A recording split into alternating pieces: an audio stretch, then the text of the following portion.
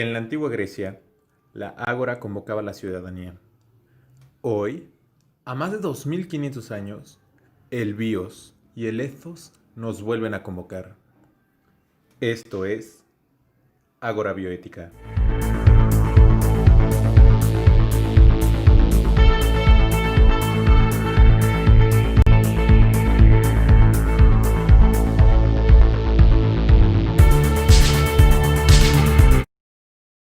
Biocultores, buenas noches, bienvenidos a esta Ágora Bioética. Y ya se imaginarán ustedes cómo me siento en este momento enmarcada aquí por estos dos tremendos filósofos, maestros. Y me voy a permitir introducir a la doctora Lisbeth Zagors, doctora en filosofía, bioeticista por la UNAM, y quien será nuestra exponente del ecofeminismo en este encuentro tan esperado ya por todos.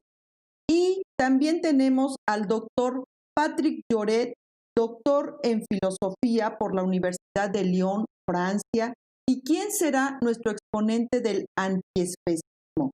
Dos corrientes que a mí me parece por mucho son las que más nos ponen a reto, pero también las que más nos invitan a ir construyendo lo que puede, y damos para eso, ser la siguiente gran revolución que permita cambios verdaderamente sustanciales.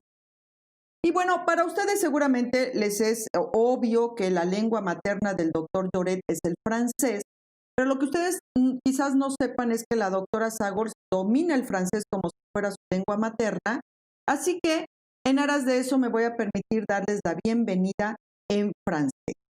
Madame, bienvenue.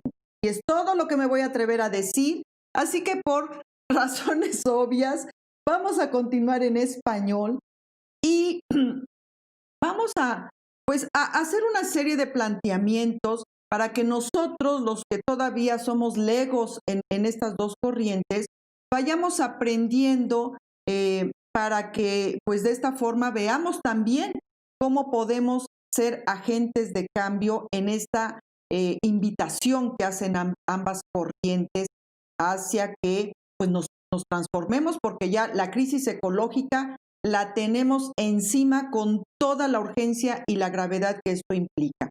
Y en aras de la equidad de género, pues vamos a cederle primero la palabra al doctor Lloret para que de esta forma pues nos vaya haciendo su réplica y posteriormente le cederemos la palabra a la doctora Lisbeth para que desde el ecofeminismo también nos diga qué tenemos que pensar y actuar en los cuestionamientos que vamos a presentar. Y aunque pues me disculpo si para ustedes son muy básicos, pero para los que apenas estamos abrevando y aprendiendo de esto, quizás no sean tan básicos y mejor allanarlos para que de esta forma pues aprendamos de los mejores de la mejor forma posible. Bienvenidos sean panelistas, bienvenidos a esta su casa, Cultivemos Bioética, y muchísimas gracias de antemano por su generosidad de estar aquí con nosotros.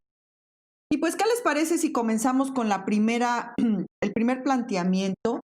Y me gustaría fuera sobre cómo define cada una de estas corrientes la noción de vida animal. Porque mucho del problema es esta cuestión no solo de lo humano, sino de lo no humano. Y entonces entiendo que ambas corrientes, justo su máxima preocupación es esta integración de lo humano en toda su complejidad y diversidad y del mundo no humano también en toda su diversidad y complejidad. ¿Qué les parece si comenzamos con cómo conceptualiza la definición de vida animal tanto el antiespecismo como el ecofeminismo? Doctor Lloret, adelante, tiene usted la palabra, por favor. Sí. Muchas gracias por la invitación a este diálogo. Creo que lo más importante es decir que el antiespecismo, que es un movimiento bastante reciente que tiene como unos 50 años en el pensamiento contemporáneo, pues ese movimiento ha respondido claramente a su pregunta. Y la respuesta fundamental que cambia casi todo lo que pensábamos de los animales es que los animales sienten como nosotros. Es decir, que no hay ninguna diferencia biológica, fisiológica, en relación con la sensibilidad de un viviente humano o de un viviente no humano, es decir, de un viviente animal. Y esa idea de que los animales sienten, creo que cambia todo lo que pensábamos sobre lo que es esa vida animal. Y me parece importante empezar por esto porque eso demuestra que pertenecemos todos a la misma comunidad sensible. Lo que define la vida, que sea la vida animal de tipo humano o la vida animal de tipo propiamente animal, no humano, lo que define en profundidad la vida es esa capacidad en sufrir, que se demuestra sin ningún problema hoy por la ciencia. Y, y para no hablar demasiado, quisiera mencionar lo que llegó hace unos años a través de una declaración muy importante de los mejores especialistas de la neurobiología, es decir, especialistas del cerebro, a partir del cual se puede sentir el sufrimiento. Y esa declaración se llama la Declaración de Cambridge, y ellos dijeron, esos especialistas dijeron que no se puede ya ignorar el hecho de que todos los animales con un sistema nervioso tienen la misma capacidad al sufrimiento que cualquier humano. Y a partir de esa declaración creo que ya no podemos hacer como si los animales pertenecían a otro mundo que el nuestro. Excelente. Vamos a permitirle que haga su réplica la doctora Sagor y vemos el punto de encuentro o el punto de disonancia. Doctora Sagor, por favor, adelante. Sí, ante todo, igual mucho gusto de estar aquí, de poder platicar con el doctor Lloret.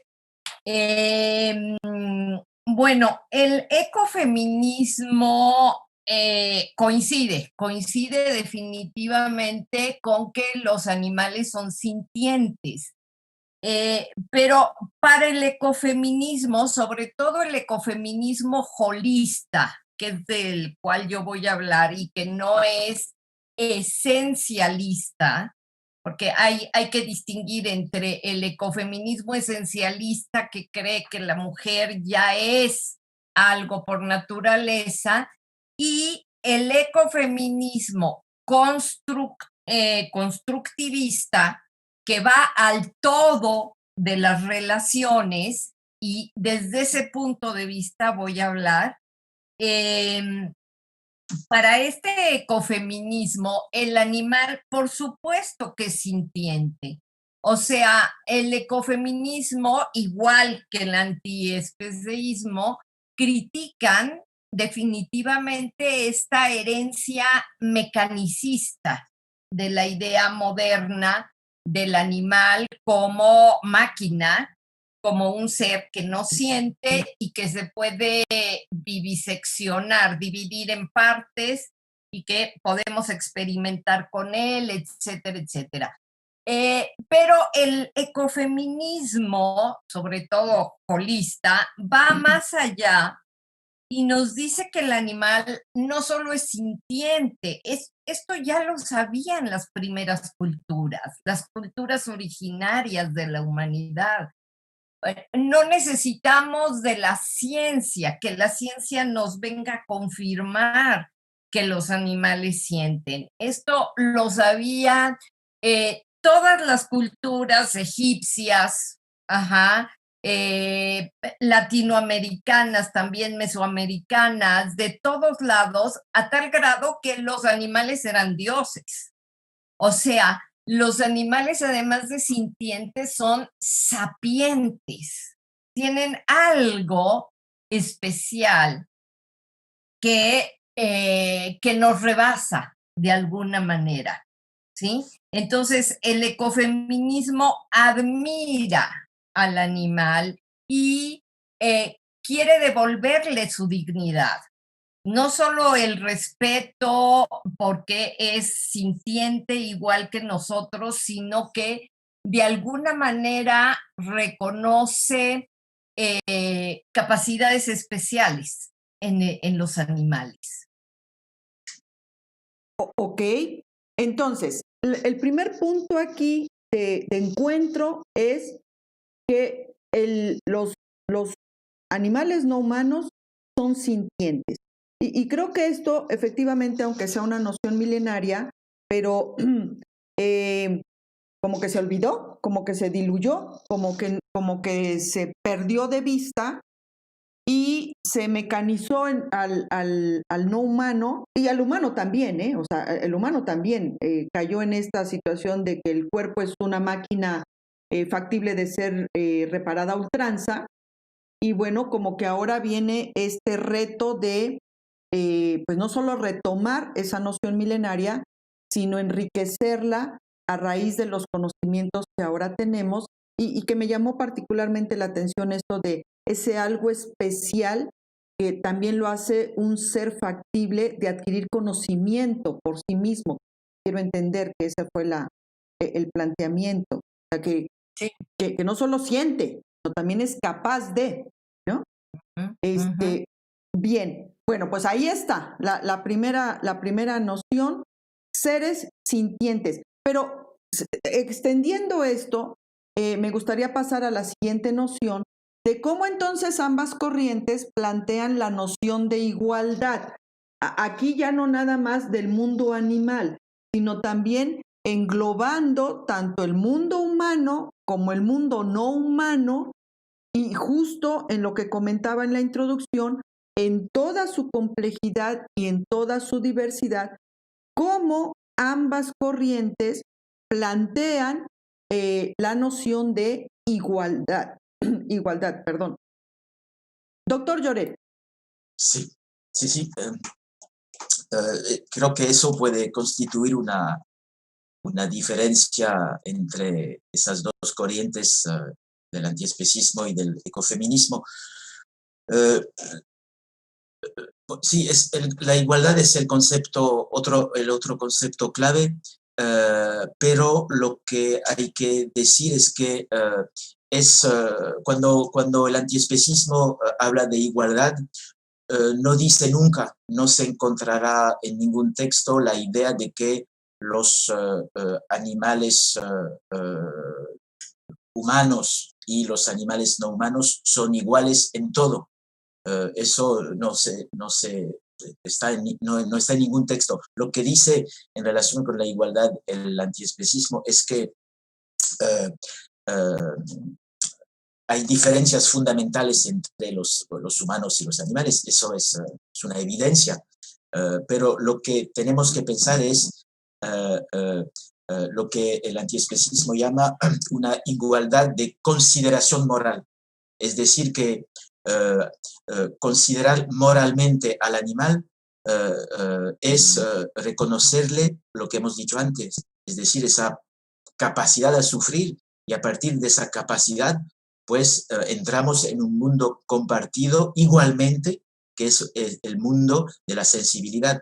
Pero los humanos y los animales pertenecen a otros mundos en los cuales no hay una igualdad posible. Por ejemplo, el concepto de igualdad en su dimensión política no tendría ningún sentido a propósito de las relaciones entre los humanos y los animales.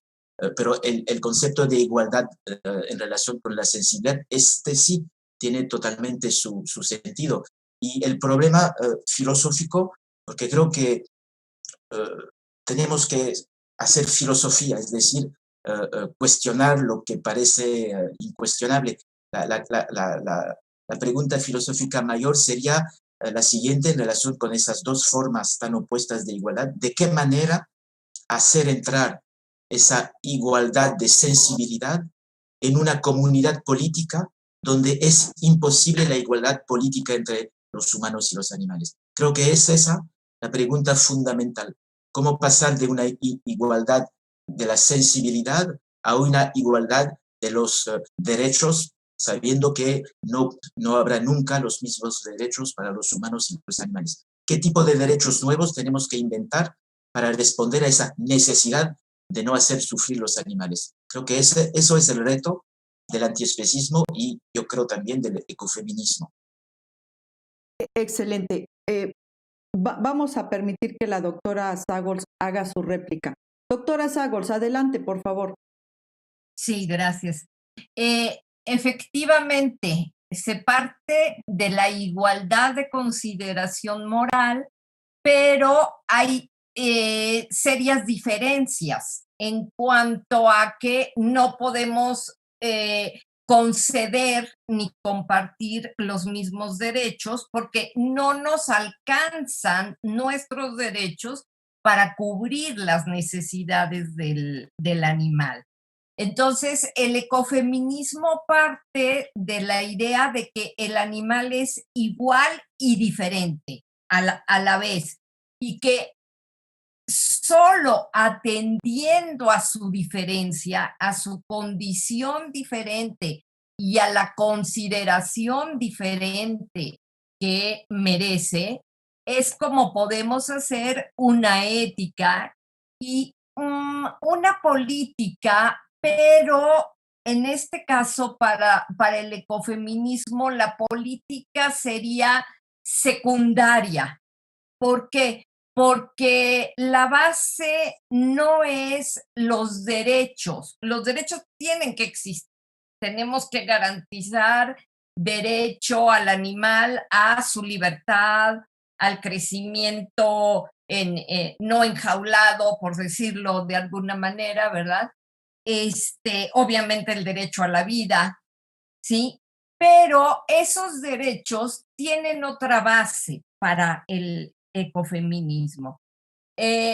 Los derechos solo se pueden conceder si partimos de la hermandad con el animal, si partimos del parentesco con los animales. O sea, como que el ecofeminismo enfatiza la filogénesis evolutiva, es decir, cómo estamos encadenados no solo por la genética, sino que estamos encadenados por las experiencias y el aprendizaje para la sobrevivencia que hemos hecho.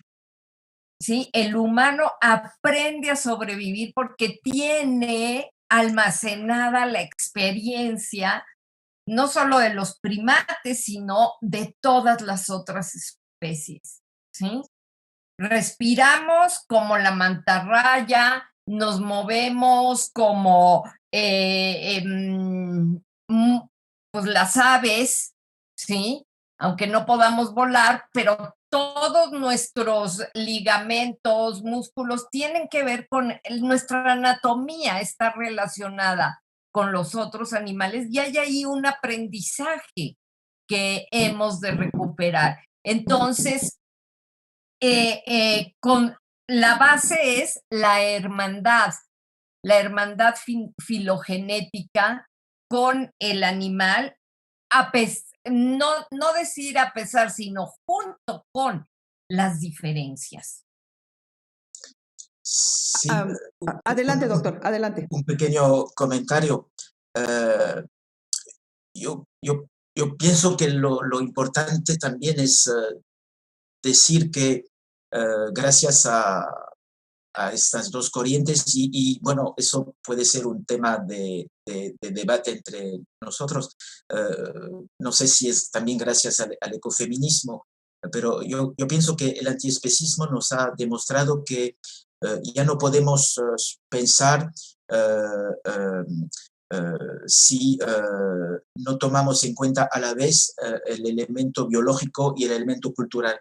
Es decir, que si hacemos depender todas nuestras relaciones de la naturaleza con los animales, no podremos tener relaciones realmente políticas con ellos. Y si hacemos depender totalmente con los animales la cultura, pues no podemos tomar en cuenta lo biológico, lo que la doctora Sagols acaba de decir. Y creo que tenemos que aprender a pensar más allá de la oposición entre la naturaleza y la cultura. Eso quiere decir simplemente que en realidad el tema fundamental de nuestro diálogo para mí es la cuestión de la domesticación.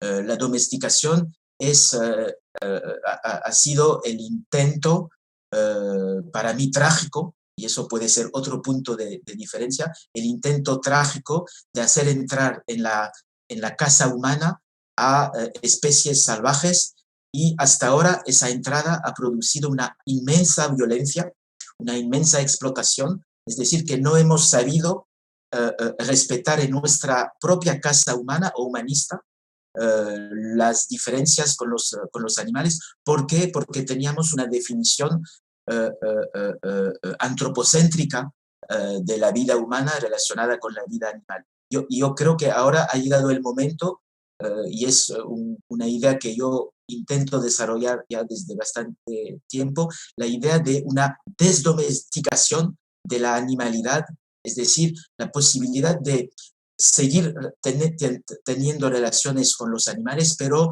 de manera separada.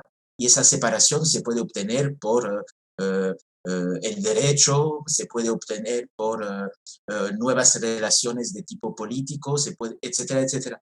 Yo pienso que el fondo del problema es que la domesticación humana ha producido hasta ahora mucha injusticia, y creo que se puede pensar otra forma de domesticación, pero que esta vez sea libre de toda forma de violencia, lo que no es realmente la domesticación actual. Creo que ese es el fondo del problema, y me gustaría saber, de manera un poco teórica, si el ecofeminismo ha pensado esa cuestión de la domesticación y de la desdomesticación, porque para mí creo que es el fondo de todo.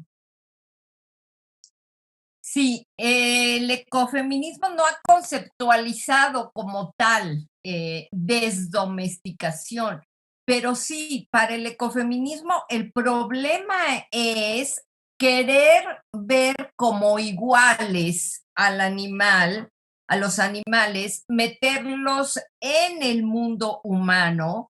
Entonces, por ejemplo, Karen Warren habla de que nos quedamos en el club de los humanos, ¿sí? Y queremos que se comporten como nosotros y les queremos atribuir características nuestras, y justo ahí es donde hay que ver las diferencias. Por ejemplo, su ferocidad, y respetar esa ferocidad y darles espacio para esa ferocidad, porque de lo contrario, nada más estamos en ese antropocentrismo.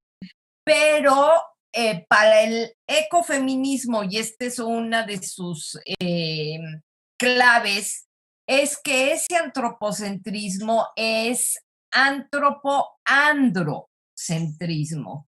O sea, que es una visión que está marcada por el poder dominante del patriarcado. Y quiero enfatizar que es el patriarcado, no necesariamente los hombres, sino el patriarcado como sistema de dominio, que se ha cargado fundamentalmente hacia los hombres, pero no necesariamente es así, porque hay mujeres patriarcales también. O sea, el patriarcado es un sistema que invade a todos, y que aunque predominantemente es masculino, también pueden haber mujeres patriarcales y dominantes. Entonces, para el ecofeminismo, la desdomesticación estaría en salir del patriarcado. Y este es un factor de cambio, apelando al cambio que se tiene que dar en los jóvenes, es desmontar esas estructuras de dominio a todo nivel, y principalmente a nivel de el trato con este otro igual, ¿sí? Diferente e igual, que es el animal. Sí, sí. Sí, Doctora adelante, Nelsa, doctor. Sí, creo. de pronto me sentí como juez de tenis, o sea, tum, tum, tum, tum. Entonces dije, bueno, pues ahí. Pero a ver, si me permiten, por favor, aquí este concepto de domesticación y el planteamiento que decía el doctor Lloret, que me parece muy interesante, desdomesticar. Pero en realidad también sería desdomesticar al humano, porque el humano también ha sido domesticado en todas estas cuestiones que están planteando y también está enseñado, educado, condicionado a comportarse de esta forma que, como bien quisiera enlazarlo a lo que decía la doctora Sagor, el sistema del patriarcado es también una domesticación, o sea, estamos domesticados para actuar así. Entonces, la desdomesticación tendría que empezar por el propio humano para justo lo que decía la doctora en su última línea, que los jóvenes, que las generaciones emergentes, el niño que ahorita tiene 1 año, cuando alcance su adolescencia, su madurez, su juventud, su adultez, esté desdomesticado del patriarcado y a lo mejor no domesticado o educado en otra noción de mayor igualdad y respeto a las desigualdades de los otros. En este caso lo estamos enfocando al mundo animal, pero que después será enfocarlo hacia la ecología. Entonces, en este punto, bueno, pues ya ustedes solitos me respondieron la pregunta 3, la pregunta 4. Entonces, doctor Lloret, usted iba a hacer una réplica, si gusta hacerla, por favor, para que pasemos al siguiente cuestionamiento.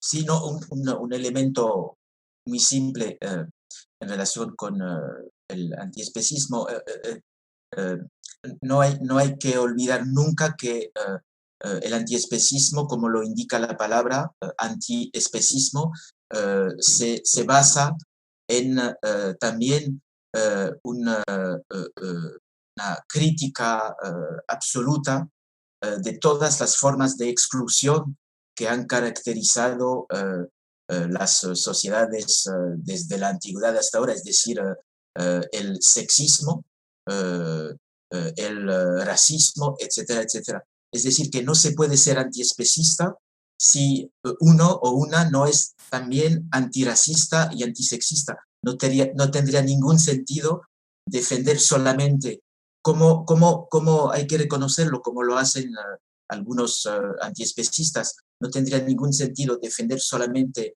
a la vida animal sin al mismo tiempo defender también a otras formas de vida totalmente dominadas por ese patriarcado.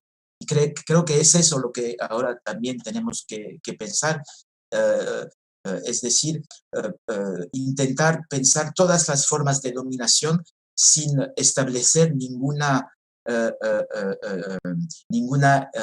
jerarquía entre esas formas de dominación. Es decir, que para un antiespecista la dominación hacia las mujeres es tan inquietante que la dominación hacia los indígenas, que la dominación hacia los animales, que la dominación hacia los discapacitados, etcétera, etcétera. La igualdad es también el rechazo de toda jerarquía hacia estas formas de dominación. Bien, bueno, sí, adelante, doctora.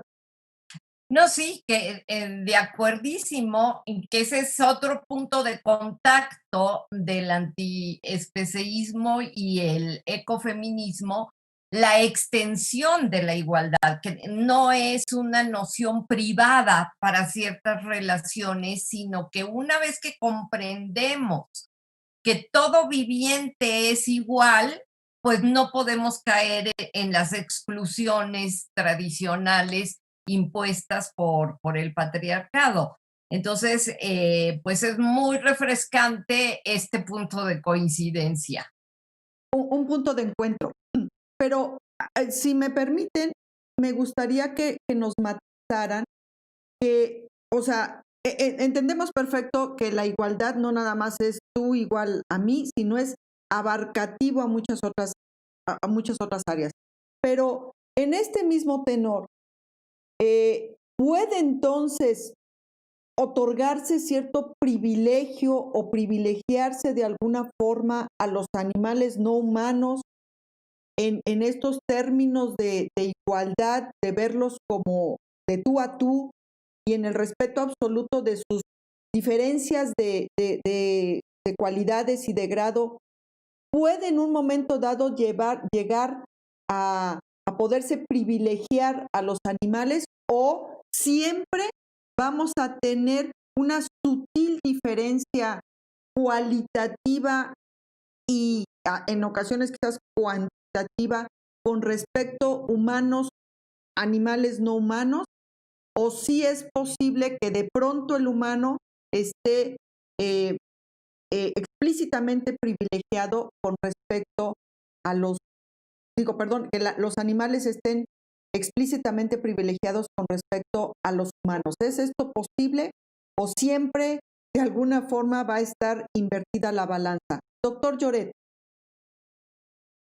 Sí, es una muy importante pregunta porque en la idea de desdomesticación hay la idea de desapropiación. Es decir, que otro problema fundamental es que hasta ahora las relaciones que tenemos con los animales, y no solamente con los animales domésticos, paradójicamente, pero también con los animales que se llaman salvajes o no domesticados, la relación que tenemos es una relación de propiedad. Es decir, que hasta ahora los animales son considerados como la única propiedad del humano. No se puede hasta ahora pensar la animalidad fuera de esa propiedad. Y para mí el problema es cómo salir de esa consideración de que los animales son siempre los bienes de los humanos. Cómo pensar formas de animalidad que no sean los bienes de los humanos. Porque, por ejemplo, doy un ejemplo concreto, interesante, sin desarrollarlo. A pesar de lo que está pasando, por ejemplo, en el derecho animal, que ha reconocido en varios países del mundo esa idea de sensibilidad, pues a pesar de eso, los animales quedan siendo propiedades humanas. Es decir, que no tiene ningún sentido de un lado considerar al animal como un ser sintiente y del otro lado seguir pensándolo como una propiedad humana. Y de esa manera respondo a lo que dice la doctora Netza. Tenemos que ir un poco más lejos y cortar el cordón que hace que no somos los propietarios de los animales. No, el antiespecismo dice los únicos propietarios de los animales tienen que ser los animales ellos mismos. Eso sería mi respuesta. Perfecto. Doctora Lisbeth. Sí, bueno, se mezclan muchos puntos aquí. Empezando porque ni siquiera los hijos, para quienes tienen hijos, los hijos no son propiedad de los padres, ¿no? Tenemos muy arraigada esa idea de propiedad. O sea, tenemos que llegar a la idea de que los hijos son hijos de la vida. Cuanto más los animales son hijos de la vida y por tanto hay que realizar nuestra libertad y darles libertad a los animales. Como lo decía Arnaez, decía, realízate tú, florece tú, vive y deja vivir. O sea, procura el florecimiento de las otras formas de vida.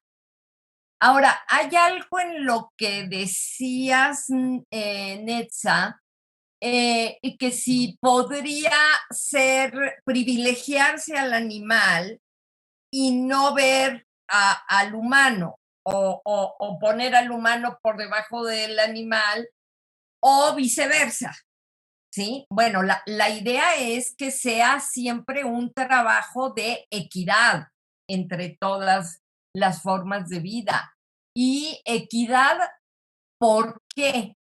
Porque si una sobresale sobre la otra, nos metemos en grandes problemas. Por ejemplo, hay un ejemplo patético que hay que tener en mucha alerta. Hitler era un gran amante de los animales, ¿sí? Un gran amante y los cuidaba y los buscaba satisfacerlos. O sea, y dejó de reconocer al humano, dejó de reconocer la humanidad de los judíos.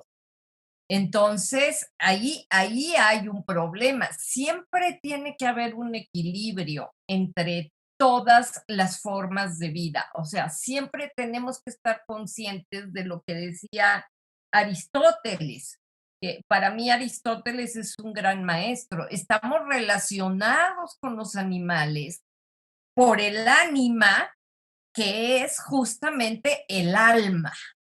O sea, el animus es alma. Los animales también tienen alma. No la misma que nosotros, pero nuestra alma viene de ahí. Ahora, no son las mismas, hay igualdad y diferencia, y ahí es donde hay que, es un trabajo siempre constante de no poner, ay, como soy muy igualitario, veo al animal como igual, pero me olvido de la igualdad humana, ¿sí? No llegar a esos extremos, ni viceversa, que es lo que hemos hecho, el humano superior a los animales. Es ver igualdad y diferencia y sí marcar las diferencias porque, bueno, una diferencia es que el animal no se hace responsable de otras formas de vida, ni tiene por qué. Esa es su diferencia, Sí. ¿sí? Y nosotros sí.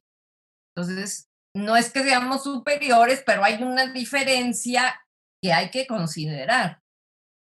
Sí, Como sí, Spinoza se llama, sí. ¿no? Su gato, Sí, doctor Lloret, que sí, ahorita no se hace Gato Cielo responsable de la Espinosa, que interferencia que...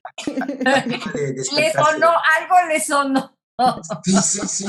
Sí, Es que ahorita se atravesó, Espinosa se llama, ¿no, doctor Lloret, sí, su gato? Se sí, atravesó Espinosa, no entonces sabía, si gusta saludaremos. también, porque la doctora Lisbeth también tiene un gato, ¿no, doctora? Todavía no. Sí, Entonces, si gustan, pueden sacarlos y que ellos discutan, Es- y discutan. nosotros nos Y retiramos. nosotros nos sí, retiramos y ellos sí, que se hagan ahí pelota. sí. ¿Iba a Eh, replicar algo, doctor Lloret? sí, Adelante. yo creo que quizás ha llegado el momento de decir que a partir de ahora no vamos a estar de acuerdo. eh, y es normal. Bueno, por ejemplo, no vamos, no, por ejemplo, con los ejemplos que ha dado la doctora Sagols, por ejemplo, a propósito de Hitler, eh, bueno, lo que ha dicho la doctora es cierto, pero es necesario introducir una información muy importante, es que eh, en el año 1939, Hitler tomó una medida muy importante que anunciaba todo lo que iba a hacer, asesinó a todos los animales domésticos de los judíos alemanes. Es decir, perros y gatos que pertenecían a familias judías, pues los exterminó. Y eso quiere decir que cuando un poder político empieza o por exterminar a los animales o por exterminar a los humanos, ya no tiene ningún límite y el ejemplo que acabo de decir lo demuestra perfectamente. Hitler empezó con los animales domésticos de los judíos y 2 o 3 años después exterminó a los judíos mismos. Es decir, que en realidad Hitler no tiene ningún respeto por los animales. Quería a su propio animal, porque habían compartido quizás sentimientos privados, etc. Pero cuando sale de su privacidad, de su propia historia. La visión de Hitler no es en nada animalista, es totalmente antisemita, antropocéntrica, racista, etcétera, etcétera. Es decir, que puede ser peligroso decir que, con ese ejemplo, decir, mire, un hombre violento que exterminó, pero que amaba a su perro. No, un hombre violento que exterminó a los perros y los gatos de los judíos y que amaba a su perro quizás para no sentirse demasiado solo, etcétera, etcétera. No podemos concluir de esa manera a partir de ese ejemplo. Para mí es bastante peligroso. Eso sería un elemento que puede oponernos, pero no quiero hablar demasiado sobre este tema. Aquí en Francia tenemos una muy importante especialista de esta historia que ha demostrado todo lo que estoy diciendo, que no hay ningún animalismo en realidad en el nazismo. Bueno, eso me paro aquí. Aunque quiero entender que el punto que se pretendía subrayar es no caer en pendientes resbaladizos.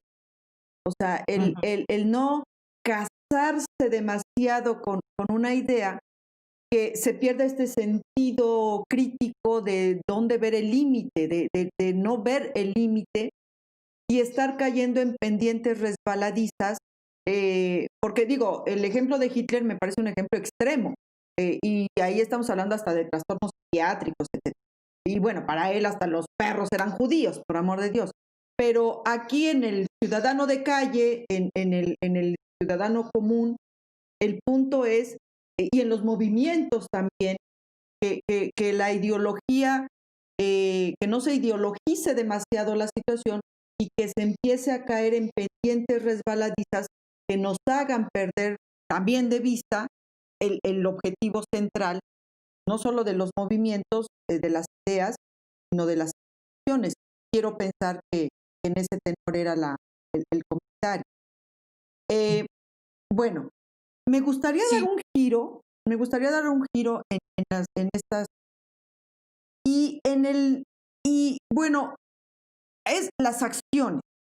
Ha habido acciones para tratar de cuajar en el plano social mucho de lo que ustedes están planteando. Y uno de ellos es el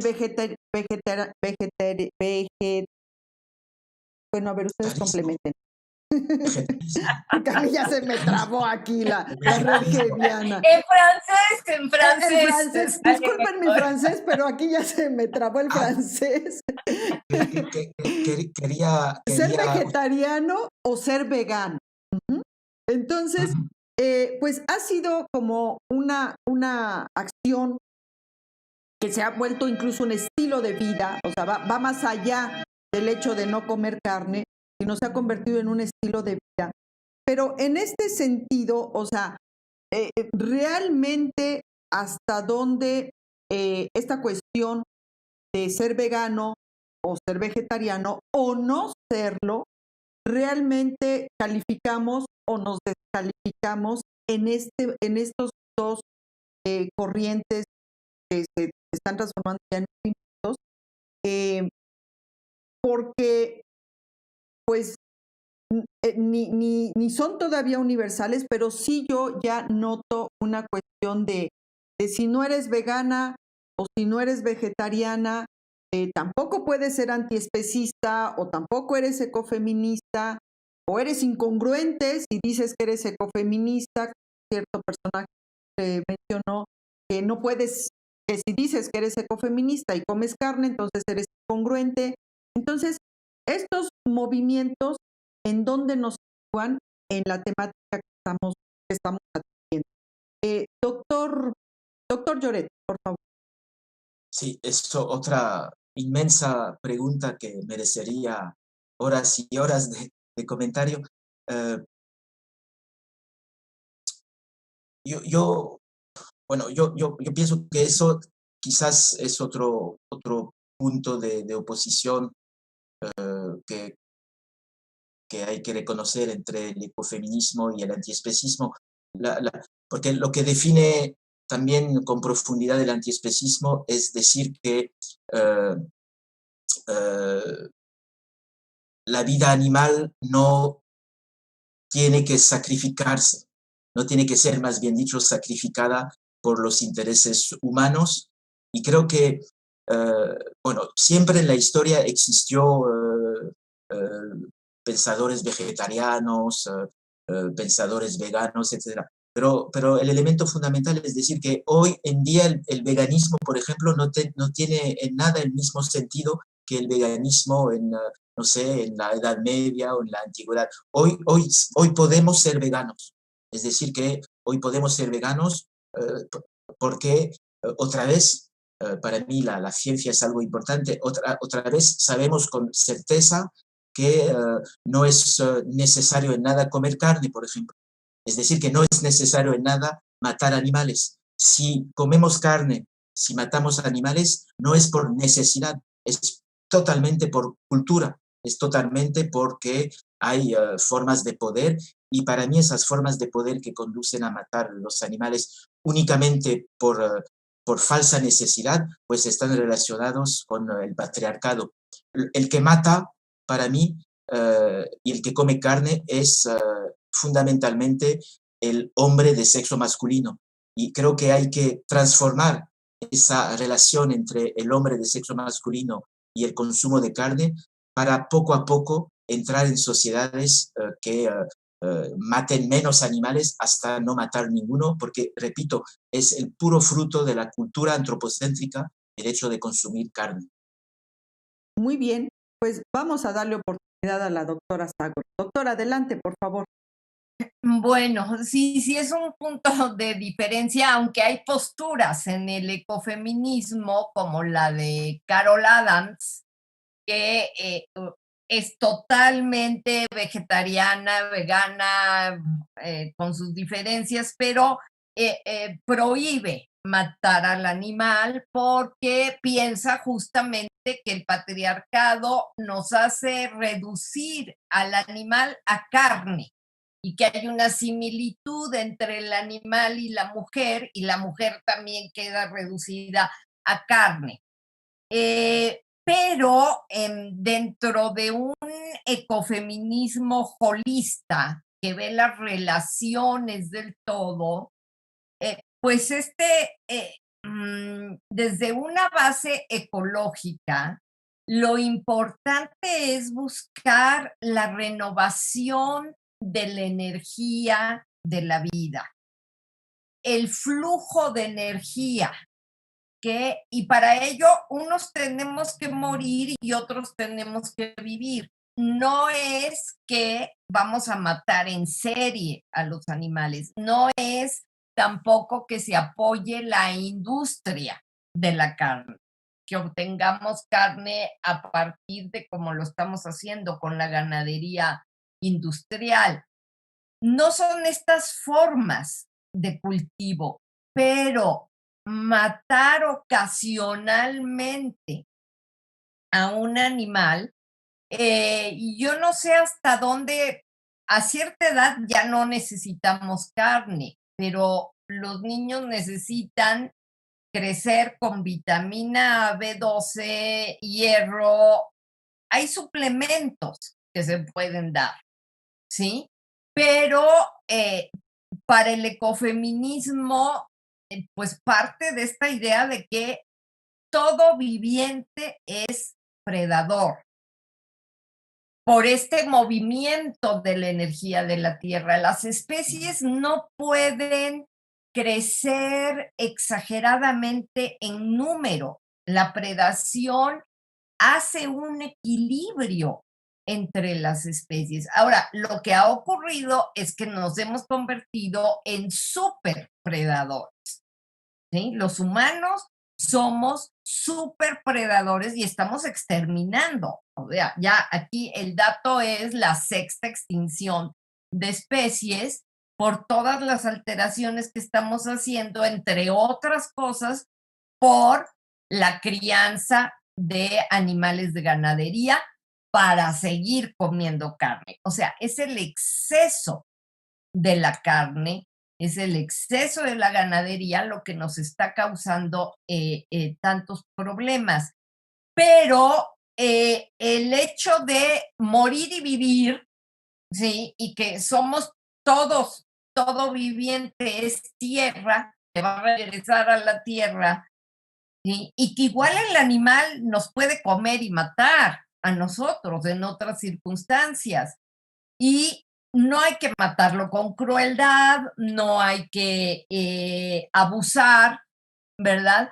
Pero, por ejemplo, otra vez Karen Warren recurre a los indios Sioux, ¿sí? En donde en su cultura muy de vez en cuando se mata a un animal para alimentar, ¿sí? Pero se le mata dentro del contexto de una ceremonia religiosa, agradeciendo al animal, diciéndole que también nosotros vamos a ir a formar parte de la tierra, o sea, es un ritual, no es la matanza como la hacemos nosotros, esa matanza cruel es la que tiene que terminar. Ok, Pero no está, para el ecofeminismo no está interdit, no está prohibido definitivamente comer carne.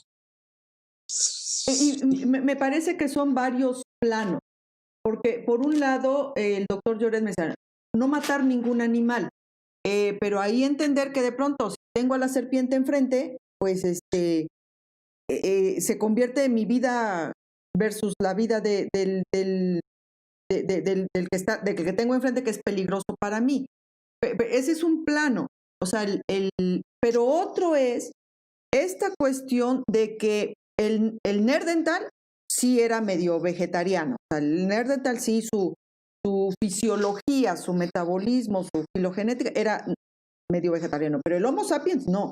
El Homo sapiens, que es un punto que a veces no se toma en cuenta en estas cuestiones, que la capacidad del metabolismo del Homo sapiens, que es la especie que ahorita estamos, no es universal. O sea, no todo ya, cada metabolismo individual puede calificar en términos lo más médicos posible, lo más biológico posible. No todos los organismos califican para el veganismo y para el vegetarianismo. O sea, es lo deseable en muchos aspectos, pero también entender que entran cuestiones como más de fondo, más biológicas, donde no puede convertirse tampoco como en una regla. Y aquí, en este sentido, el ecofeminismo nos dice, si no cumples con esa regla, tampoco estás descalificado, porque aquí el problema que a mí me preocupa es el ismo.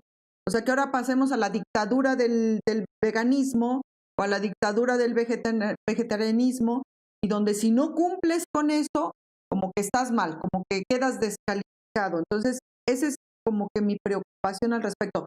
Y el otro punto que tocó la doctora Sagols, que me gustaría que fuera el siguiente planteamiento, es la industria cárnica, porque creo que el punto es efectivamente no es comes o no carne, sino toda esta industria que se ha creado alrededor, donde el animal no solo es dominado, sino es torturado, es sometido de formas crueles, sacrificado de forma cruel, o sea, es sometido a un proceso totalmente, pues no, o sea, más allá del cruel no sé qué haya, y donde efectivamente nosotros nos deshumanizamos en este sentido, el crear esta industria cuyos beneficios sociales sí son ampliamente cuestionables, porque no es tampoco muy sano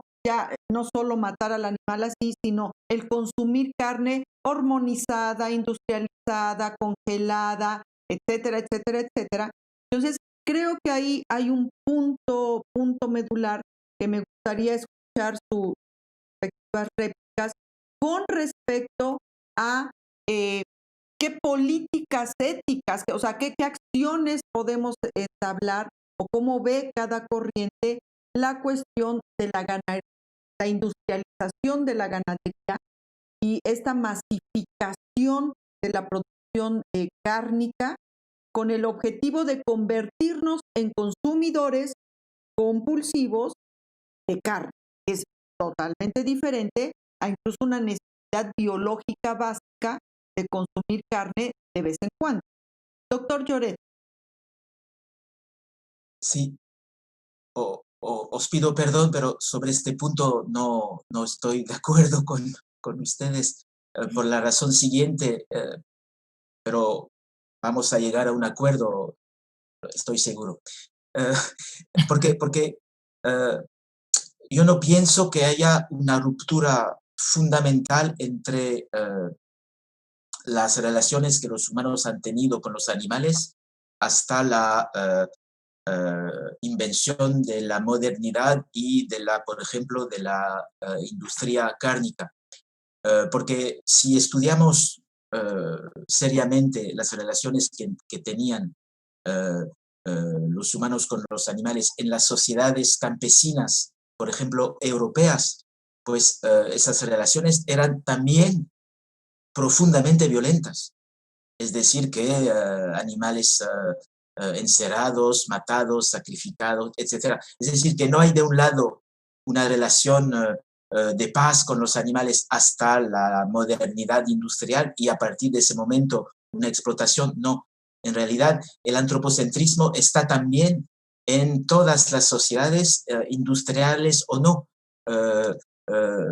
Lo que quiero decir es que no es la culpa de la industria cárnica la relación que tenemos con los animales. Es decir, la industria cárnica es el resultado de esta historia antropocéntrica en la que el animal siempre fue considerado como un objeto sin personalidad, sin subjetividad, etcétera, etcétera. Y es por eso que yo pienso que y es lo que decíamos en relación con el patriarcado, es decir, que el patriarcado no empezó con la industria cárnica. No, El patriarcado empezó, No.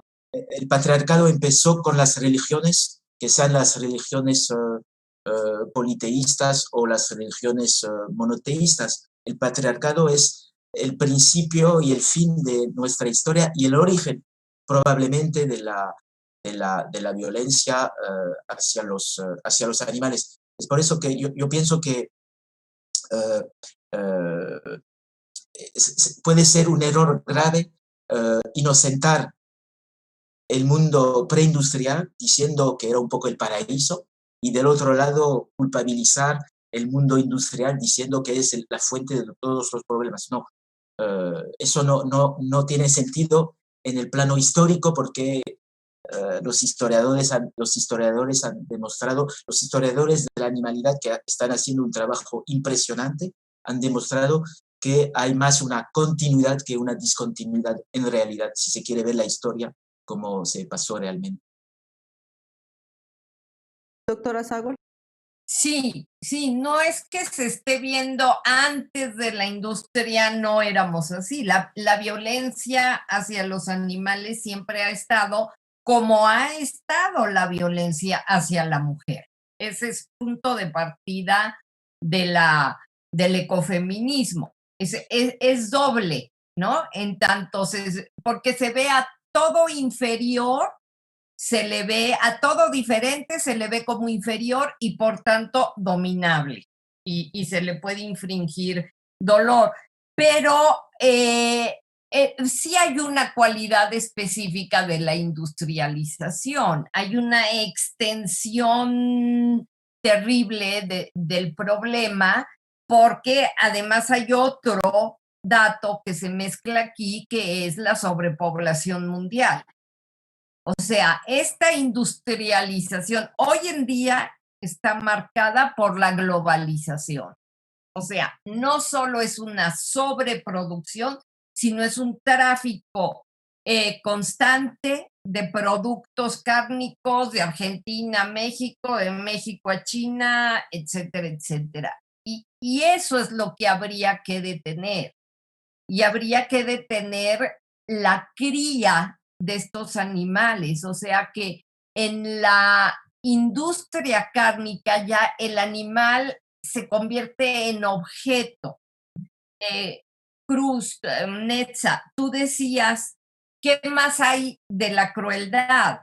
Bueno, claro, no hay más, pero va acompañada de este planificar la vida del animal. O sea, se le produce no para que exista por sí mismo, no para que viva por sí mismo, sino que viva para después matarlo. Mientras tanto, conducimos su vida en estrechos límites y para que se le ve como producto nada más. Entonces, esa crueldad va acompañada de esta planificación de la vida del animal y eso sí es típico de la industrialización.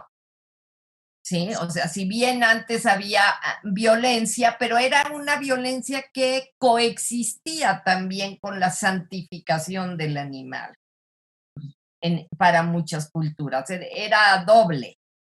Y las Sí, magnitudes, o sea, yo Las haría la réplica, magnitudes, las magnitudes, digo, hace 30,000 años, el campesino de hace 30,000 años, por supuesto que dominaba la gallina, al perro, a la vaca, pero, y las culturas de hace 30,000 años, por supuesto que estaban en ese mismo tenor, pero no tenían esta sistematización, estas magnitudes globales que tenemos ahorita y que tiene otro efecto, otros niveles como cambio climático, etcétera, etcétera, que por supuesto no son comparables a lo que sucedía hace 30,000, ni siquiera hace 500 años.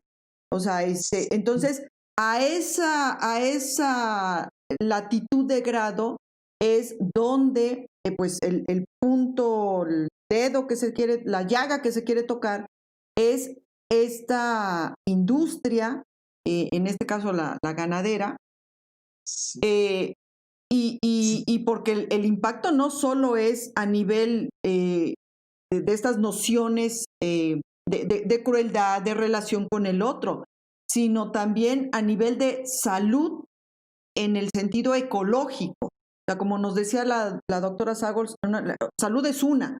Entonces, aquí esta industria, también este impacto a nivel ecológico, a nivel de cambio climático, o sea, en su impacto deleterio a todos los niveles, no solo del animal mismo, sino de todo el sistema ecológico que lo circunscribe. Bueno, matizando el disenso que surgió en este ¿puedo hacer un momento. pequeño comentario? Sí, sí, adelante, doctor, por favor. Simplemente eh, creo que no tenemos que tener miedo de defender el vegetarismo o el veganismo por una razón muy simple, es que vivimos aún en sociedades muy carnívoras y nuestro discurso, que podría ser vegetariano, será siempre muy marginal. Yo que soy vegano, como lo saben ustedes, yo sé que nunca vamos a vivir en sociedades veganas. Es impensable porque en ninguna sociedad vegana ha existido en la historia de la humanidad. Pero lo que yo sé es que podemos poco a poco convencer a la gente de que tiene una cierta responsabilidad en lo que come, simplemente. Si hoy somos los veganos, no sé, en México somos 1%, pues estaría bien que seamos 10% dentro de 50 años, porque no seremos más, lo sé. En Francia somos menos de 1%, es decir que la responsabilidad es también para alguien que no cree en el veganismo, de defender ese tipo de discurso, porque viviremos siempre en sociedades con esa dominación carnívora, porque se han construido así nuestras sociedades. Y primer elemento. Y segundo elemento, otro problema muy grave, creo que cuando uno defiende el veganismo, eh, el riesgo es que entre en la libertad del otro y le diga al otro que su libertad puede transformarse, etcétera, etcétera. Creo que de ahí el hecho de que no haya diálogo entre los que defienden el veganismo y los que siguen siendo con total libertad carnívoros. Es decir, que podemos inventar relaciones entre carnívoros y veganos. Es lo que yo busco, independientemente de saber que queremos todos ir hacia sociedades veganas, porque eso es la imposibilidad absoluta. Yo necesito aliados también en los carnívoros para defender esa sociedad menos carnívora, porque esa sociedad menos carnívora será una sociedad menos violenta para las mujeres, los animales, etcétera, etcétera. Os necesito, señoras, para mi lucha por el veganismo, a pesar de que ustedes no sean veganas. Es eso lo que intento demostrar. Y yo creo que tendría que ser ese el objetivo. O sea, el objetivo común es una sociedad menos carnívora. Menos. O sea, y en el sentido de que esto implicaría menos violencia, menos sentido de dominio, menos crueldad, tanto para los otros como para nosotros mismos, porque también el ser un carnívoro compulsivo es una forma de agredirnos también a nosotros mismos, o sea, hacernos daño a nosotros mismos. Y sobre todo, una especie de resistencia civil en contra de esta industria ganadera, que su objetivo no es ni nuestra salud, ni nuestro equilibrio, ni nada. Su objetivo es, también nos ve como ciertos objetos de consumo. O sea, su objetivo es que nosotros consumamos y ellos ganar todo lo que tengan que ganar. Entonces yo creo que el punto de encuentro dentro de la disonancia es esta lucha común con esta cultura carnívora, cárnica, mejor dicho, para también tener un frente común contra estos intereses nada loables de este tipo de industrias que causan más daño que beneficio a todos los niveles. Si Sí. están de acuerdo, sería el Sí. encuentro dentro de la disonancia. Sí, hacernos responsables de lo que comemos y sus repercusiones, ¿no? Y ya con eso, pues tenemos que bajarle a los niveles de carne y de otros consumos de productos, que también dañan al ambiente, pero aquí en este caso es el daño que también hacemos a los animales. Y eso es lo que resalta. Muy bien, pues justo en esta situación de que efectivamente hay cosas, como decía este adagio sabio de hay cosas que podemos cambiar, hay cosas que no vamos a poder cambiar, y la sabiduría consiste en ver la diferencia. Y en este punto, en cuanto a la condición humana, o sea, ¿cómo ven este aspecto ambas corrientes sobre nuestra condición de predadores? O sea, el humano es un predador. Y esta situación, pues, es una de las nociones que nos ha traído toda esta serie de problemas. Pero, ¿cómo ven ambas corrientes? ¿Hay alguna esperanza, alguna posibilidad en cuanto a superar esta condición de predadores, o estamos condenados? Doctor Lloret. Sí, la idea de predación es una idea que tiene una larga historia y creo que hay que relacionarla con la historia de las relaciones entre el mundo europeo y los otros mundos. Hay una predación, por ejemplo, el colonialismo se ha inspirado totalmente de la predación supuestamente animal. Es decir, que hay una continuidad entre las representaciones que tenemos de la animalidad y las representaciones políticas con las cuales vamos a actuar, colonizar, conquistar a territorios, etcétera, etcétera. Es decir, que el fondo del problema creo que es que el antiespecismo tiene que proponer una nueva forma de sociedad en la que haya realmente la posibilidad de compartir el poder político. Y el antiespecismo defiende la idea de una democracia radical en la que todas las corrientes que luchan contra esa predación puedan realmente actuar y transformar a la idea misma de Estado, porque lo que hay que decir claramente es que el Estado actual, en su forma moderna, es el principal responsable de la predación. Es el Estado político, el Estado, hasta el Estado de Derecho, quien legitima esas formas de violencia, de explotación de la naturaleza. Y es por eso que la única solución para el antiespecismo es lo que se puede inventar en lo que se llama la sociedad civil, la sociedad civil, a partir de la cual podemos transformar esa soberanía política que es la fuente, en realidad, de la predación en su historia y en su actualidad profunda. Doctora Sagor. Sí, bueno, yo dije algo más o menos en la exposición anterior, que para el ecofeminismo, en tanto relaciones ecológicas, la predación es un hecho natural.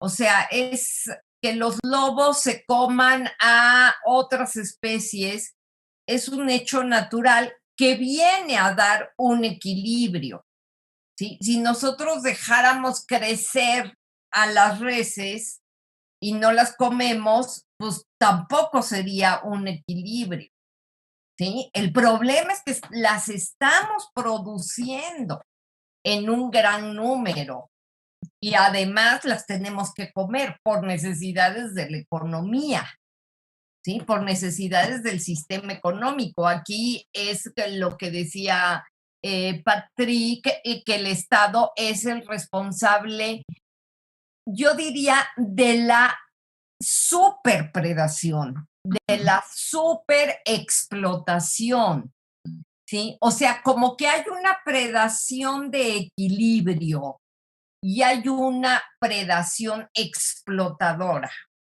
que es cuando ya se hace el plus, cuando ya se hace lo insostenible. Pero nosotros hemos de obtener energía de las otras especies. Y otro problema que viene aquí es que, ¿qué estamos haciendo con las plantas también? Si solo comemos plantas, vegetales, hierbas, pues también las estamos sobreexplotando y trastornando el equilibrio ecológico por el sobre, ¿sí? O sea, comerlas en sí no trastorna el equilibrio, pero lo hacemos en una cantidad tan exagerada que obviamente estamos acabando con las especies, estamos acabando con la vida en general. Interesante. O sea, el punto es que no podemos dejar de ser predadores porque forma parte de nuestra condición natural, pero el De punto nuestra es... condición natural y del equilibrio de las especies. El punto es cuando cruzamos la línea. Sí. Sobre este punto, creo que no estamos de acuerdo. Mami. Yo no pienso que la predación sea algo natural. Yo pienso que la predación no tiene sentido fuera de contextos sociales, antropológicos, etc. Es decir, que no hay que universalizar la predación porque por muchas razones que, por ejemplo, la antropología de la naturaleza nos ha hecho entender. Por ejemplo, una gran pregunta en relación con lo que estamos diciendo era saber si es una particularidad de las culturas europeas esa predación hacia lo vegetal, lo animal, etc. Es decir, que una gran pregunta era saber si las culturas europeas eran las únicas en transformar totalmente la naturaleza en la que vivían. Y la antropología ahora nos muestra que nunca hubo una sociedad que respetó realmente el mundo natural, vegetal y animal en la que vivía esa cultura. Es decir, que algo como la naturaleza no existe como tal, es siempre el resultado de transformaciones culturales, antropológicas, y también algo como la predación no existe como tal, es el resultado de las relaciones entre los humanos y los animales. Se puede imaginar que en las culturas, por ejemplo, tradicionales, donde no había, claro, industria, no había hasta ni agricultura, había solamente una forma de predación en gran parte que no era natural, dado que en gran parte esa forma de predación obedecía a una lógica religiosa. Es decir, que si separamos lo natural de lo religioso, no vamos a entender que hay formas variadas de predación y que es peligroso decir que lo que define a la humanidad es la predación, porque la predación está en la vida natural. No, eh, hasta la predación como construcción de una práctica a la vez biológica y cultural es algo que proviene de una negociación entre culturas humanas y culturas animales que cambian en función de las sociedades, en función del medio ambiente, etcétera, etcétera. Es decir, que hay que contextualizar la predación para salir otra vez más de la oposición entre naturaleza y cultura. Nada es natural y nada es cultural al mismo tiempo. Todo es cultural y natural al mismo tiempo, hasta la predación en realidad. Y eso no sabemos pensarlo. Pero ¿no sería eso una noción muy antropocéntrica? O sea, el negar lo natural por lo natural. Por ejemplo, antes de que existiera los homos, independientemente de su variante, existían animales. Antes de que existiera el homo, la gacela era cazada por el león y el león y la gacela a su vez, o la hormiga cazaba a lo que cazara. O sea, la predación en el sentido natural es esta situación de que un animal caza a otro animal por el simple hecho de necesitar alimento.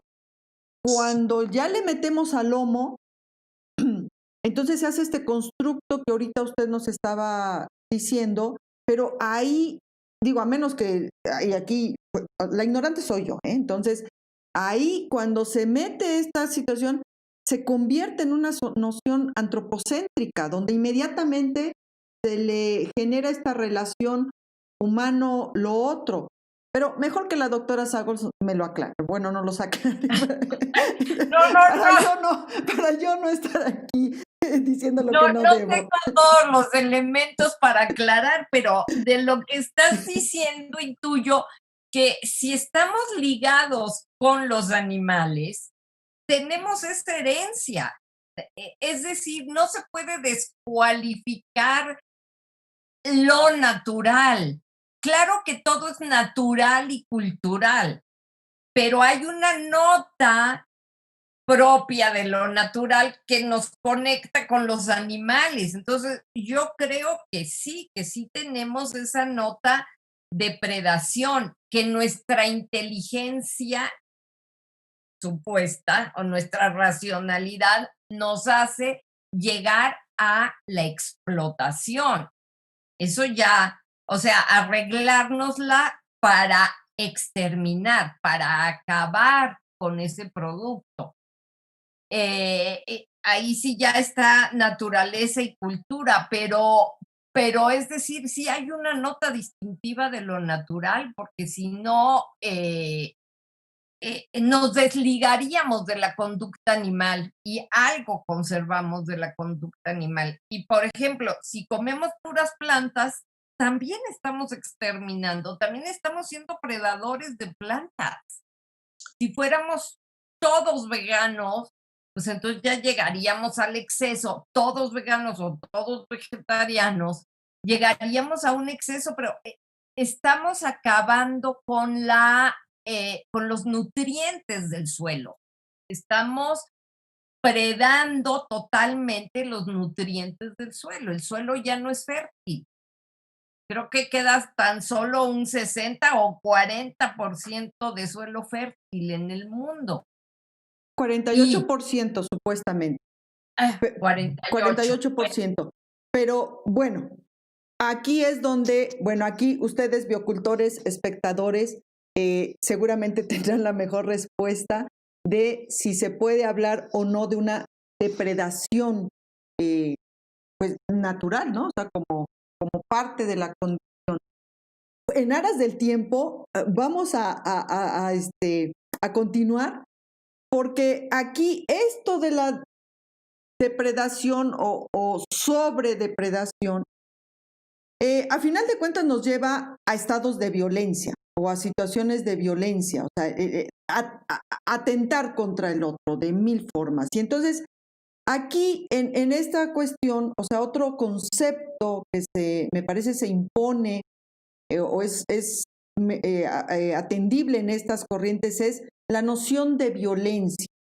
Entonces, ¿cómo ambas corrientes conceptualizan si esta noción de violencia es, entendiendo que surge del humano hacia los otros, es igual tanto para el mundo animal como para el mundo del medio ambiente, el ecológico, o hay una diferencia de grado por la cuestión de cómo percibimos al mundo animal y cómo percibimos al mundo del medio ambiente, al mundo ecológico. Doctor Lloret. Sí. Bueno, sí es una pregunta muy importante eso, la de la violencia, y creo que es necesario subrayar la idea de que hay efectivamente una violencia propia a la naturaleza, porque ahora sabemos perfectamente que las desapariciones de muchas especies es como un fenómeno, entre comillas, natural. Pero lo que pasó es que esa cuarta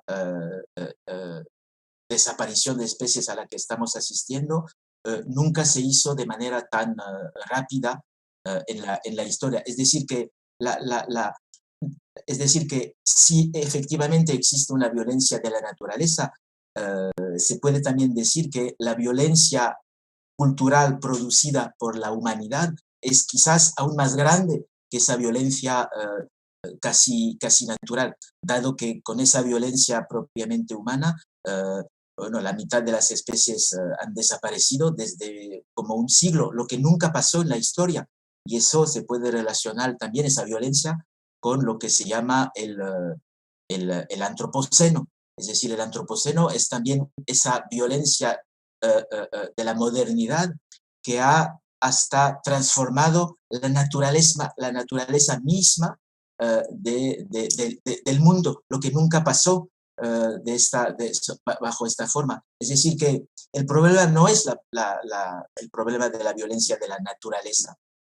El problema es esa violencia humana que no tiene límites porque está destruyendo absolutamente todas las formas de vida hasta como lo he dicho, esa transformación del mundo natural mismo, lo que nunca llegó en la historia de la humanidad. Yo estoy seguro que eso se debe fundamentalmente a el antropocentrismo.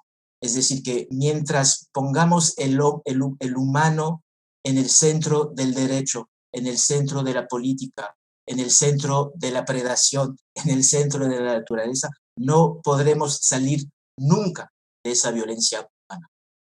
Doctora Sagols, 3 minutos, por favor.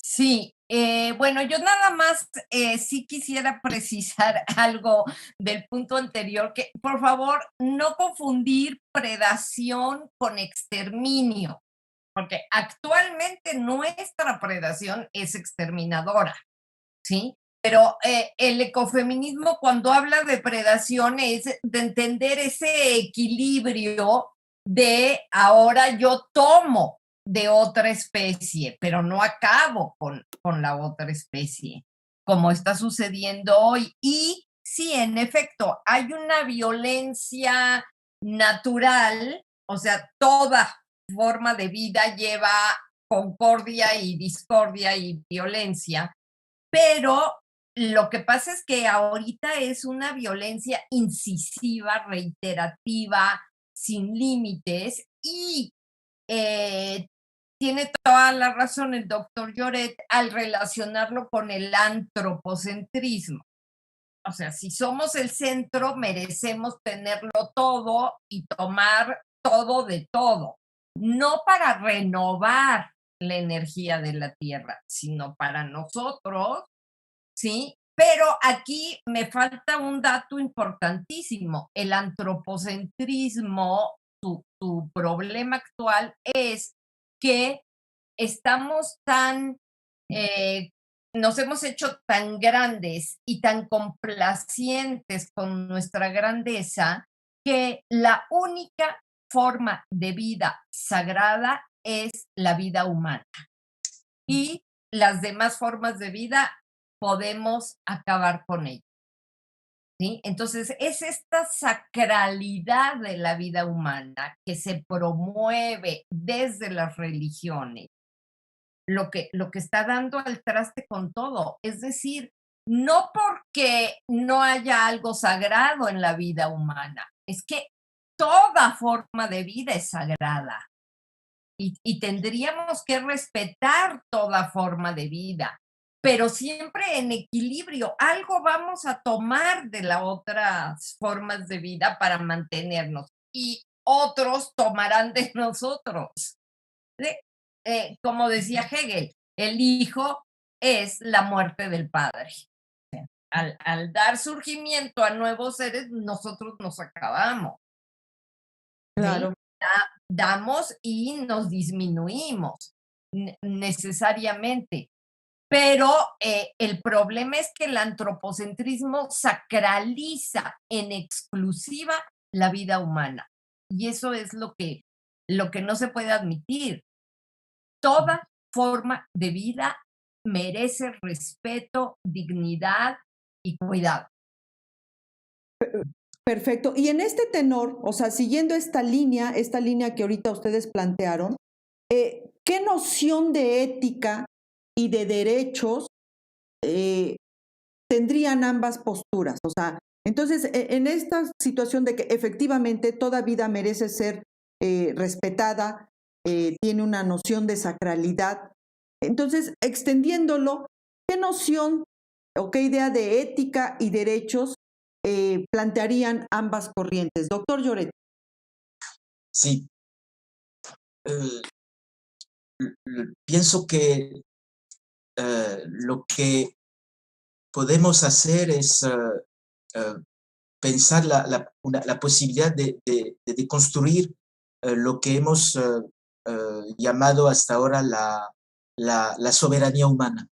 Lo que quiero decir es que, y creo que eso es otra diferencia entre el antiespecismo, tal como yo lo pienso, y el ecofeminismo. Creo que la diferencia fundamental es que el ecofeminismo se basa en la existencia de una naturaleza que efectivamente hay que respetar con sus leyes, etcétera, etcétera.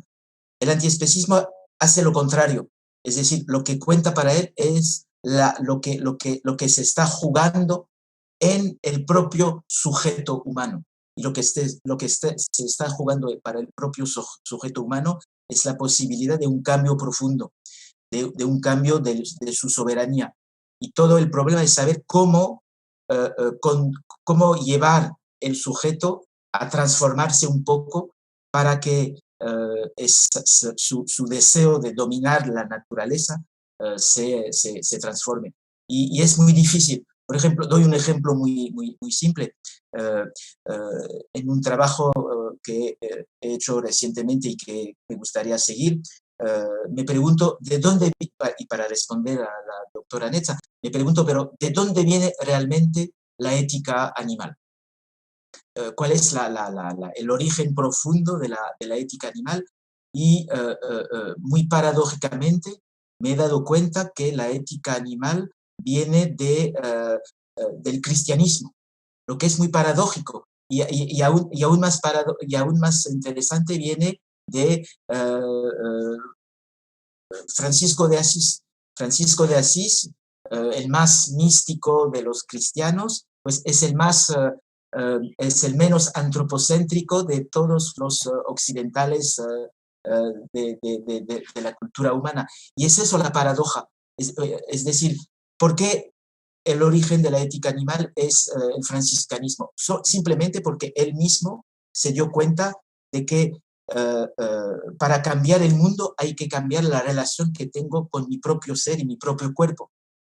Simplemente eso. Y a partir de esa nueva relación con su propia subjetividad, pues la extendió al mundo entero y inventó un respeto absoluto hacia todas las formas de vida. Creo que es eso el fondo del problema. La ética, si no se basa en un conocimiento íntimo de lo que es un cuerpo, una subjetividad humana profunda, no podrá transformar realmente el mundo en el que estamos. Muy bien. Doctora Sagols, por favor. Sí. Bueno, nada más una pequeña desviación de que no, es que no me gusta, estoy de acuerdo, no estoy de acuerdo. No, efectivamente, la ética animal viene de San Francisco, pero San Francisco, sentido estricto, no era cristiano. No embona con los parámetros del cristianismo. Es una derivación, es una rama inesperada en el cristianismo, porque el cristianismo nos dice, domina a las aves del cielo, a los peces del mar, a todos los animales, y creced y multiplicaos. Y esto no lo dice San Francisco. San Francisco es otra sensibilidad, otro cambio, creo, por el milenarismo que le tocó vivir, ese cambio de época. Él toma otros parámetros, ¿sí? Y pues sí, de acuerdo, el eje de la ética es el sujeto se tiene que transformar también para el ecofeminismo. No es un sujeto sumergido en la naturaleza, sino que tiene que tomar de la naturaleza, pero transformarse. Y es una ética que, más que de la razón y de los derechos, partiría de valores muy básicos como la amistad con el animal, a pesar de diferencias, a pesar de reconocer sus diferencias, reconoce ante todo su igualdad, su parentesco, y es una ética del interés por el otro, del cuidado del otro, de el cuidado entendido como poner atención en cuál es la diferencia del felino frente a mí, cuál es la diferencia del can frente al felino y frente a mí. Ver específicamente al otro, prestarle atención y cuidarlo. Y otro valor indispensable es la confianza. Primero, basarnos en confiar en el animal. No quiere decir que vamos a negar su ferocidad, por ejemplo. En un momento dado, pues va a sacar su ferocidad. Pero hay una concesión de entrada. Y sobre estos valores básicos, entonces ya viene después los derechos, ¿sí? Ya viene todo lo que la razón pone a la ética. Pero primero es como una ética sensible.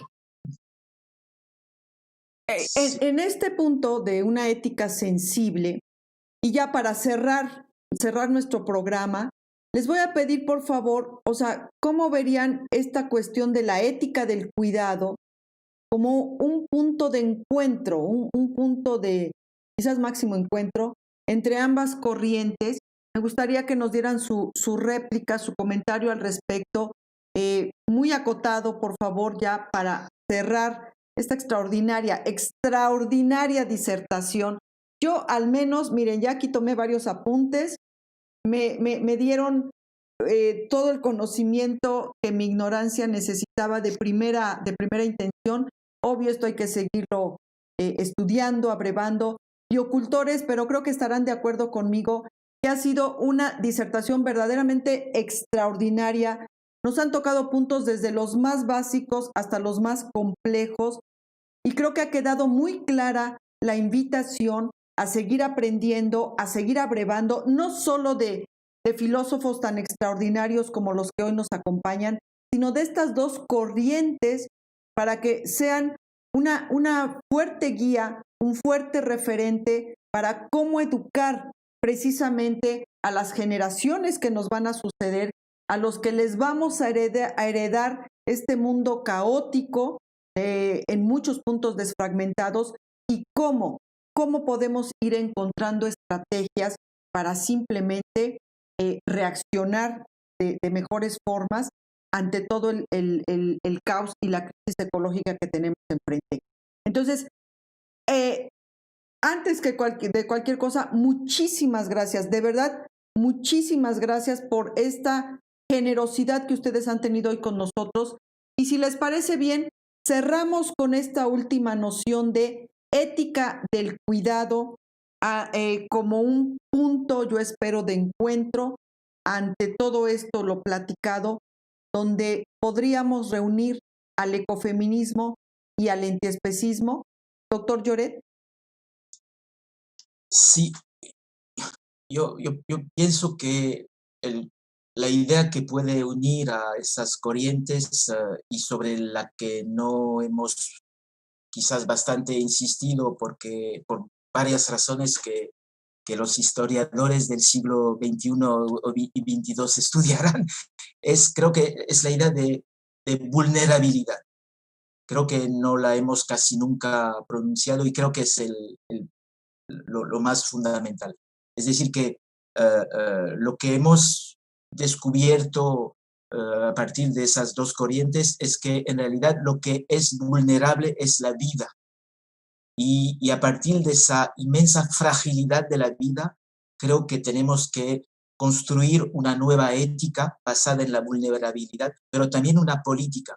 Y hasta ahora la ética que se llama del cuidado es desgraciadamente uno de los pocos saberes que han basado su conceptualidad sobre esa idea de que una vida, a pesar de la protección posible, una vida está casi prevista para sufrir en su cuerpo, en su subjetividad, etcétera, etcétera. Y eso es la relación con también lo que hemos dicho un poco, la cuestión del derecho. Yo pienso que un derecho digno de ese nombre sería un derecho que ponga en su centro esa idea de fragilidad profunda de toda vida, de la vida tanto animal como de la vida humana. Si sabemos pensar la vida a partir de la vulnerabilidad, creo que haremos muchos progresos en las relaciones entre todos nosotros. Doctora Sagols. Sí. Exactamente, ver la vida del otro desde su fragilidad, su vulnerabilidad, pero también desde su fuerza. O sea, es la combinación de ambas, porque para el ecofeminismo es básico ver las potencialidades del otro. Y el cuidado consiste en desarrollar, no solo en proteger y salvar la vulnerabilidad, sino promover todo aquello que hace crecer y que ya tiene el otro, sea el animal, sea el amigo, sea entonces esa combinación es lo que hace al cuidado lo más interesante, porque es como una apertura total a la existencia del otro, en lo que le falta y en lo que sí tiene, pero que todos necesitamos colaborar para crecer, para hacer crecer. Extraordinario. De verdad, extraordinarios los dos. Y les voy a robar solo un minuto de su tiempo, por favor, para qué mensaje, qué pregunta o qué cuestionamiento, pero sobre todo mensaje, le darían cada uno de ustedes a las generaciones jóvenes. El 78% de nuestra audiencia, más del 78% de nuestra audiencia, son jóvenes entre 18 y 25 años. En este tenor, y porque a mí sí es una particular preocupación, no solo la herencia generacional que vamos a hacer, sino que efectivamente esos jóvenes, el niño que ahorita tiene 1 año, cuando llegue a estas edades, ¿qué mundo va a tener, va a enfrentar? Entonces, en este tenor, ¿qué mensaje le dejarían ustedes a estas generaciones futuras para que ellos puedan de alguna forma sentirse incentivados a ser agentes de cambio? Me gustaría muchísimo qué mensaje ustedes le darían a estos jóvenes. Doctor Lloret. Pues yo creo que lo fundamental sería que la educación se abra realmente a- al ecofeminismo, al antiespecismo, a la ética del cuidado, lo que no ha hecho hasta ahora en ninguna parte del mundo, en realidad. No hay ética animal en la secundaria ni en la universidad, en realidad. Somos los pocos que trabajamos sobre ética animal, somos marginados. No hay, por ejemplo, doy esa anécdota que creo que es universal. En Francia no tenemos el derecho de decir que hacemos clases de ética animal. Nos dicen, no digan ética animal, digan ética aplicada. Lo que quiere decir que las instituciones que tendrían que hacer ese giro ético no están en capacidad de hacerlo realmente, y tenemos que entrar y violentarlas un poco, imponerles nuestro deseo de hacer investigación, etcétera, etcétera. Es decir, que para mí todo debe pasar por la educación, pero hasta ahora la educación no está a la altura de esos nuevos conocimientos, y desgraciadamente tenemos que utilizar estrategias para enseñar esa ética animal. Bueno, doy un último ejemplo sin extenderme. Es triste ver que, por ejemplo, eh, recientemente la única institución que ha aceptado desarrollar un programa de ética animal es, muy paradójicamente, una institución privada en México que se llama el Instituto 17, el Instituto de Estudios Críticos, que es una universidad privada en gran parte virtual. Es decir, que acaba esa institución de crear una área que se llamará Ética Animal, que voy a dirigir. Pero ¿por qué las universidades públicas no hacen eso en relación con la ética animal, el ecofeminismo, etcétera? ¿Por qué hay tanta resistencia? Y eso me gustaría saber por qué, y desgraciadamente tenemos que utilizar estrategias bastante extrañas para divulgar ese conocimiento que puede cambiar la vida de los jóvenes también. Muy bien, doctora Sagols. Sí, yo añadiría, me uno a lo que ha dicho el doctor Lloret, pero añadiría que además de esto, que las instituciones se transformen y abran estos espacios, y que tenemos que seguir luchando por eso, que como jóvenes tengan en el centro la idea de colaboración con todas las formas de vida, porque el cambio va a venir precisamente de deshacernos del sistema patriarcal en que tiene como centro el dominio de otras formas de vida. Entonces, cambiar eso por colaboración con todas las formas de vida, aprender a observar la diferencia del otro, en este caso, la diferencia del animal, aprender del animal. Yo creo que es un ejercicio que todos tenemos que hacer siempre, aprender de que tienen un saber especial de cuándo va a temblar, ¿sí? Ellos nos avisan cuándo va a temblar. Si sabemos observarlos, nos avisan. Aprender de la belleza del animal, de la perfección del animal, del organismo animal. Yo creo que eso lo tenemos que tener en la vida diaria todos para ser más sensibles, más abiertos, más colaboradores y aprender de cómo los animales colaboran entre ellos también y cómo su violencia es circunscrita en el sentido de que rara vez exterminan al otro. Y para empezar, nunca se lanzarían contra su especie. Hay un saber ahí que los protege de lanzarse contra la especie. Nosotros nos estamos lanzando contra nosotros mismos y contra la especie animal. Efectivamente, ahí hay una noción que nosotros carecemos de eso. Biocultores, aquí está el reto. El reto es empezar a generar biocultines desde la infancia, desde la más temprana infancia, empezar a inculcar estos conocimientos, estos saberes para simplemente aprender a relacionarnos con los otros y con nosotros mismos en un sentido más armónico, más empático, más ético. Biocultores, ahí está el reto. Y de inmediato, en nuestro nicho, en nuestra circunstancia más inmediata, empezar a forjar biocultines. Doctora Sagols, no hay palabras para agradecerle su conocimiento, su generosidad.